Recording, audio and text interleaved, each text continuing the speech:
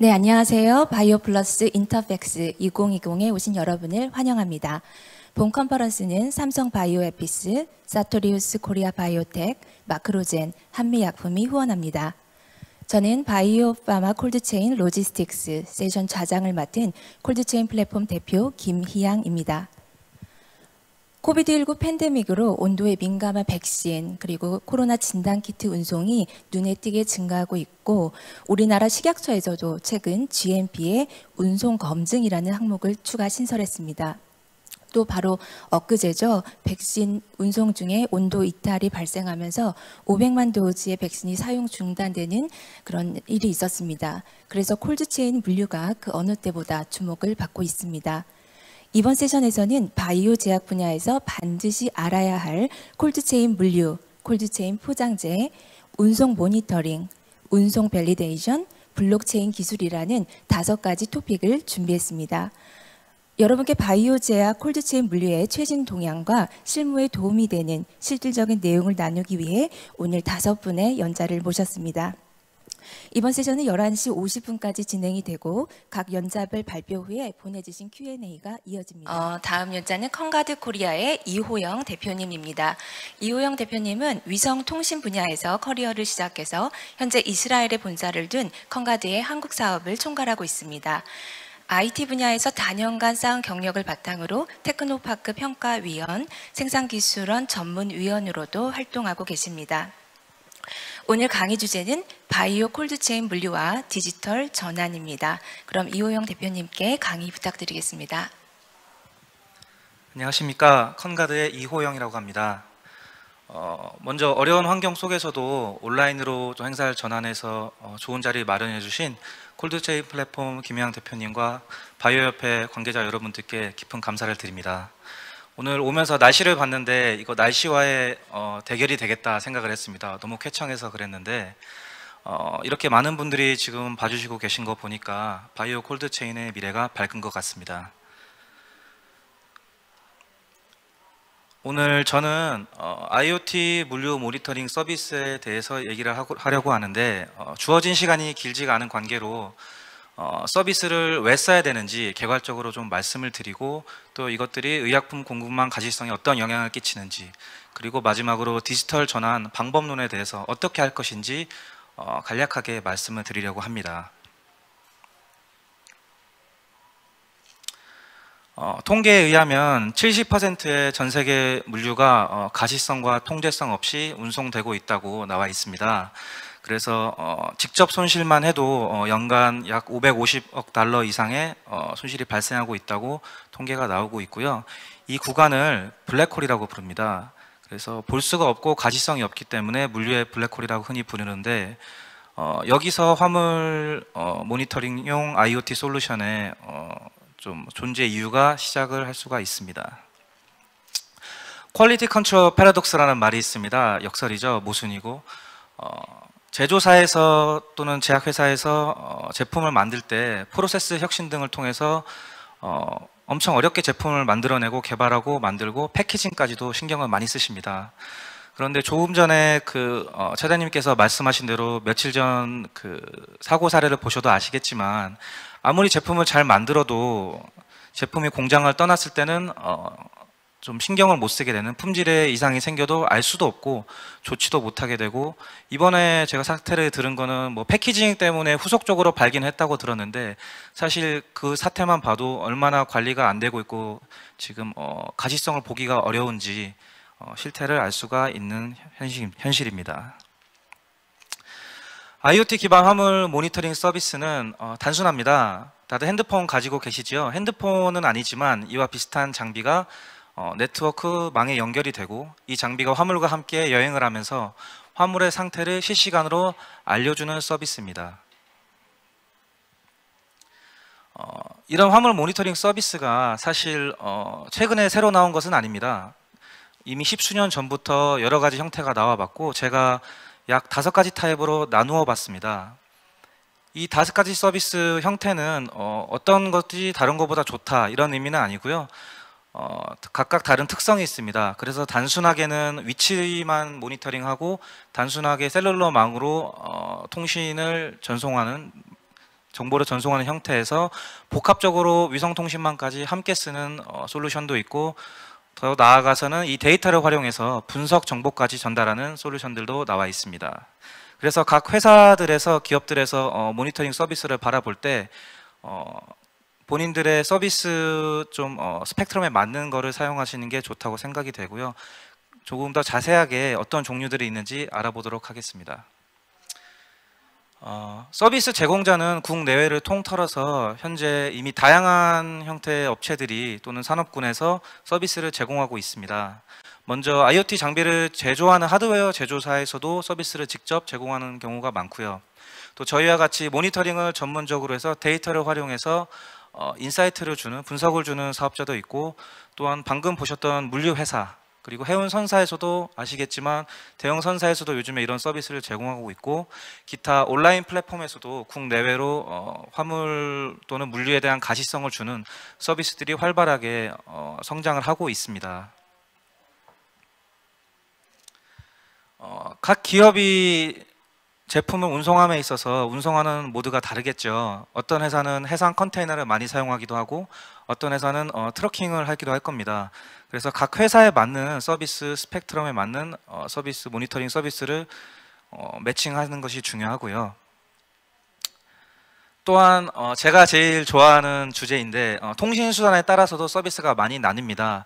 그래서 가깝게는 RFID 태깅부터 멀게는 위성 통신까지도 이용하는 서비스들이 이미 상용화돼 있고 해외에서는 활발하게 사용되고 있습니다. 다만 서비스 형태나 정보 전송량, 그리고 커버리지에 따라서 금액이 달라지고 거기에 대한 서비스 특성도 달라진다는 점은 유의하시면 되겠습니다. 화주분들이나 제약사, 제조사 분들께는 이것이 가장 와닿으실 텐데, 서비스 목적에 따른 분리를 할 수가 있습니다. 그래서 어떤 모니터링 서비스는 화물 보안, 요즘에 코로나 때문에 더욱 강조되는 부분인데, 화물 보안에 대해서 어떻게 대응할 수 있냐, 실시간이나 또는 사후에 분석 데이터를 낼 수 있냐가 초점이 되는 서비스도 있고요. 또 가장 중요한 품질 관리 내용도 있습니다. 그래서 좀 이따 말씀드리겠지만 운송 중에 온습도, 범위 이탈 이런 것들을 포커스하는 서비스도 있고요. 또한 공급망 효율화를 전체적으로 바라보고 공급망을 효율화 시켜주는, 이피션시를 올려주는 서비스들도 있습니다. 아직은 IoT 모니터링이 많이 와닿지 않으실 수도 있을 것 같아요. 그래서 조금 많이 아시는 데이터 로고에 좀 대조하거나 비교해서 설명을 약간 드리겠습니다. 먼저 커넥티비티 측면인데요. 이 측면이 가장 큽니다. 그래서 통신 연결성이라는 측면이 있는데, 데이터 로거는 실시간으로 통신이 좀 불가한 점이 있죠. 그래서 사후에 데이터를 확인하는데 포커스가 맞추어져 있고요.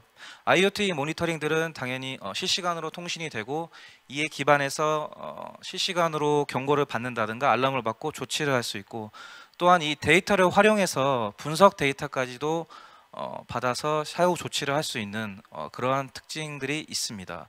그래서 다시 말씀드리지만 어느 하나가 뭐보다 좋다는 아니지만 이러한 특징들이 있으니 명확하게 본인들이 사용하실 또는 기업 갑 담당자들께서 관심이 생기실 경우에 이런 점들이 다르고 우리한테는 어떤 포커스가 맞구나, 이렇게 이런 점들을 봐주시면 좋을 것 같습니다.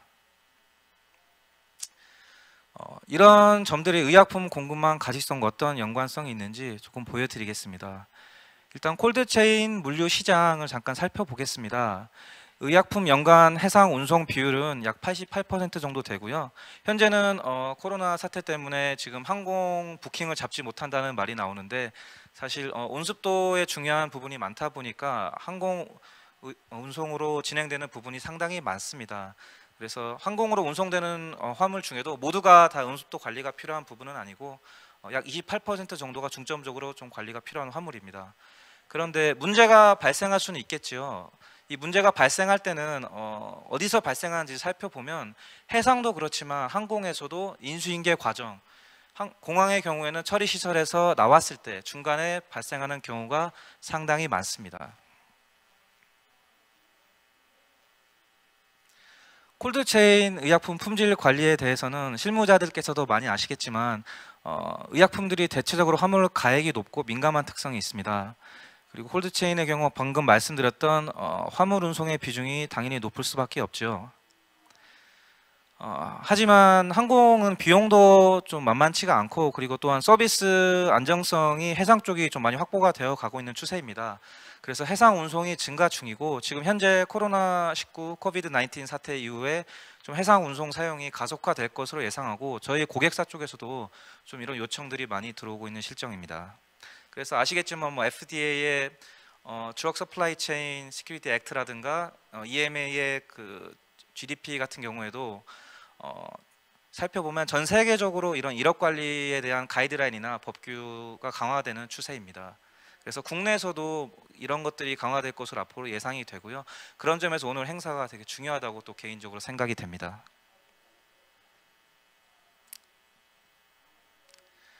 의약품의 취약성에 대해서 알아보겠습니다. 의약품이 항공이나 또는 일반적으로 해상으로 운송이 될 때 전기와 통신이 없는 상태로 당연히 운송이 되는 경우가 많고요. 이럴 때 아까 말씀드린 대로 적하와 양화, 화물을 싣고 내리고를 수차례 거치게 됩니다. 그럴 때 온도 이탈 범위가 혹시라도 발생하면, 그리고 발생이 가능한데요. 이럴 때는 다른 제품과 다르게 의약품은 리스크도 워낙 크고 거기에서 발생되는 손실이라든가 부가적으로 발생하는 데미지가 적지 않은 것이 그 특징입니다. 그래서 운송 중 사소한 문제로 제품 품질 문제가 발생할 가능성이 높은데, 예를 들어 사소한 교통사고를 하나 당했어도, 차량이 이동하다가 교통사고가 당해도 품질에 문제가 생기는 경우를 본 적이 있고요. 그래서 리스크가 상당히 높다고 할 수 있고, 이런 vulnerability, 즉 취약성이 높은 것이 또 특징입니다. 그래서 기업 담당자들이 이런 IoT를 기반으로 한 데이터를 받아서 어떻게 사용할 것이냐를 예를 간략하게 몇 가지를 들어봤습니다. 실제적으로 분석 정보를 받아보면 이 물류의 유효시간이라는 것들이 있습니다. 그래서 화물이 항상 이동한다고 생각하지만 화물이 대기하는 시간이 보통 긴 기간에도 51% 이상, 짧은 기간에는 60에서 70%가 넘어갑니다.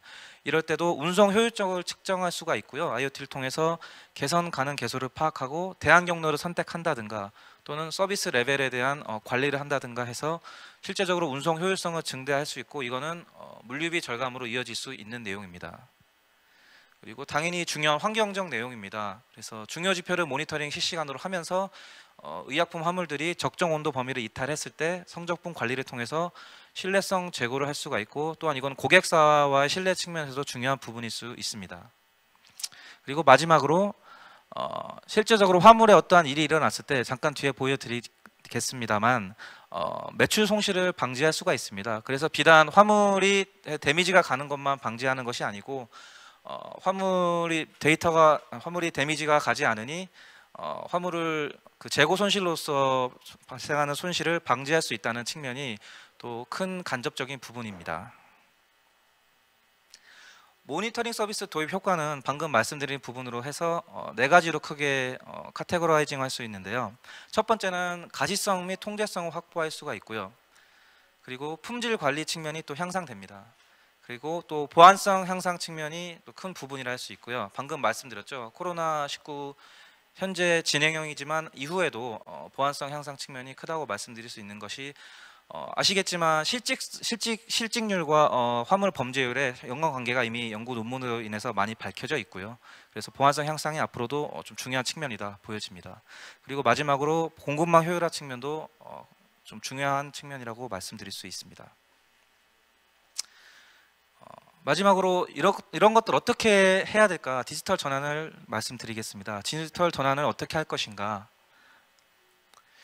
아까 제가 세 가지 말씀드렸죠. 그래서 기업들에서 도입할 때 이 세 가지 측면, 어떤 모드를 사용하는지, 어떤 통신망 또는 어떤 목적성을 갖고 도입하는지, 이 교집합을 이제 구해서 솔루션을 찾을 것이냐, 또는 서비스를 도입하실 때 있어서 전략적으로 어떤 한 측면을 강조할 것이냐는 각 기업의 담당자분들의 숙제이기도 하고, 또 앞으로 풀어나가야 될, 업계가 같이 고민해야 될 사항이기도 합니다.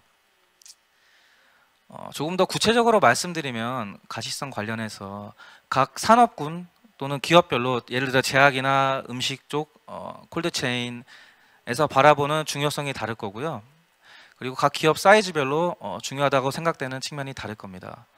심지어는 한 기업 내에서 담당자 위치마다 비용이 중요한지, 또는 퀄리티, 품질이 중요한지, 또는 공급망 효율화가 중요한지, 여기에 따라서 선택하게 되는 또는 고려하게 되는 서비스가 다를 것입니다. 페인 포인트를 몇 가지 실제 사례로 보여드리겠습니다. 그래서 저희 고객사 같은 경우는 디머리지 디텐션, 즉 채선료, 체화료라 부르는데 이것들이 상당히 높아서 이것들을 좀 실제적으로 감시를 해서 디머리지 비용을 줄이고, 그리고 장기적으로도 이것들을 관리할 수 있게 하는 게 목적이었습니다. 그래서 IoT 모니터링 서비스를 사용하면 이런 점들을 자동으로 정량화해서 볼 수 있습니다. 당연히 여기서 개선 기회가 발생을 합니다. 다음으로는 온습도 관련돼서 아까 말씀드렸던 대로 일정 부분의 부패로 인한 폐기 손실이 연간 있습니다, 제약사들이. 그래서 이런 점들에 있어서 직접 손실 및 간접 손실을 경험하다 보면 IoT 모니터링 또는 이런 물류 모니터링에 대한 니즈가 발생할 수도 있고요. 또 다른 사례로 물류 사고도 종종 있는데요. 지금 이 케이스는 실제 케이스인데 컨테이너 5대가 한 선적분으로 운송되는 사례고, 여기서 3대만 실리다 보니까 리퍼 컨테이너의 경우에는 전기를 빼면 온도가 상승하게 됩니다. 그래서 이 상승한 선적분에 대해서 실시간으로 좀 조치를 못하면 손해가 발생을 합니다.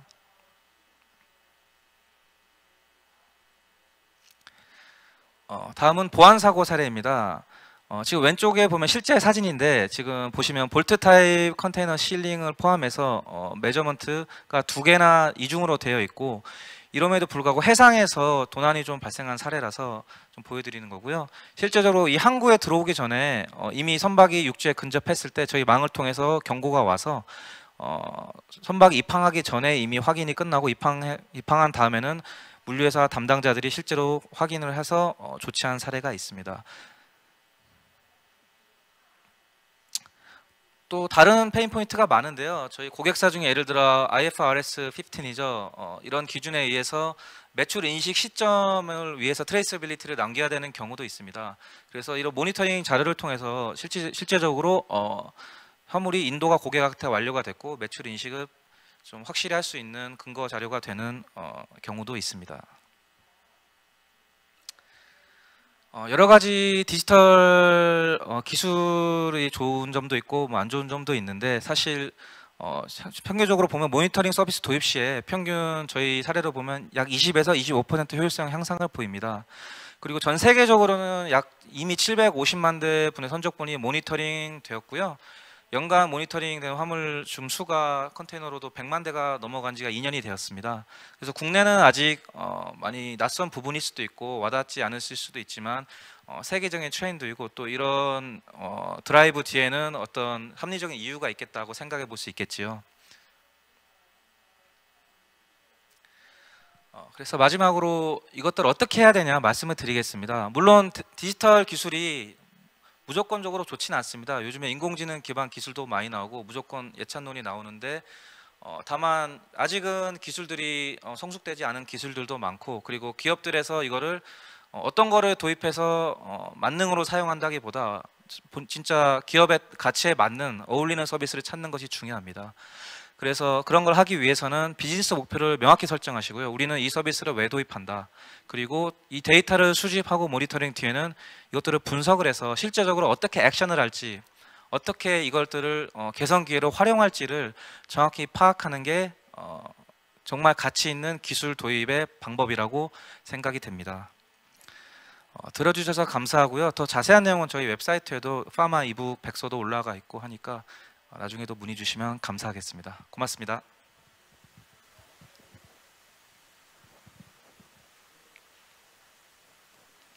네, 이호영 대표님 좋은 강의 너무 감사합니다.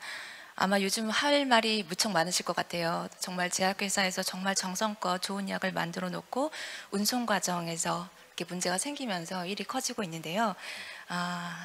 참 실시간 모니터링이 정말 중요하다는 것을 한 번 더 실감하게 됩니다. 질문이 들어온 것이 있습니다. 아마 이런 질문 많이 받으실 것 같아요. 실시간 온도 모니터링이 되면 너무 좋겠다. 그런데 가장 먼저 떠오르는 것이 추가적인 모니터링 비용이다. 그래서 쉽게 이것을 도입하기가 참으로 어렵다. 이렇게 많이들 이렇게 고민을 하고 계신데 어떠한 관점의 변화가 필요할까요? 일반적으로 비용만 생각할 때는 ROI를 많이 이제 생각을 하시죠. 그래서 기업 담당 분들께서도 이미 YTD, year to date 손실이 이만큼이고 이걸 도입하면 어떤 이익이 있냐로 접근하시는데, 물론 담당자 입장에서 그리고 회사 입장에서도 당연한 부분입니다. 다만 말씀드릴 수 있는 건 이걸 좀 장기적으로 보셔야 되는 게, IoT를 통해서 이거를 모니터링으로 보고 바로 어떤 플러스 마이너스를 하신다기보다 장기적으로 공급망을 개선해 나가는 쪽으로 생각하셔야 됩니다. 그래서 저희도 고객사분들이 1년 도입해서 끝나는 게 아니고, 저희는 기본적으로 3년 정도 공급망 효율화 3단계를 거치면서 지속적으로 결과를 이끌어내고 있고, 그래서 저희 실제 고객사들이 3년 뒤에는 뭐 글로벌 커미먼트 계약을 한다든가 그렇게 이어지는 사례가 이제 실제적으로 아까 말씀드린 부분보다 사실은 고객 딜리버리가 좋아진다든가 배송 효율이 좋아진다든가 하는 측면은 좀 장기적으로 접근이 필요하다고 생각되고, 그 점도 좀 고려해 주시면 좋을 것 같습니다. 네, 답변 감사합니다. 네, 이상으로 바이오파마 콜드체인 로지스틱스 세션을 마치겠습니다. 시청해주신 여러분께 진심으로 감사드립니다. 오후에는 아시안 시장 진출 전략 세션이 이어집니다. 해당 세션도 많은 시청 바랍니다. 감사합니다.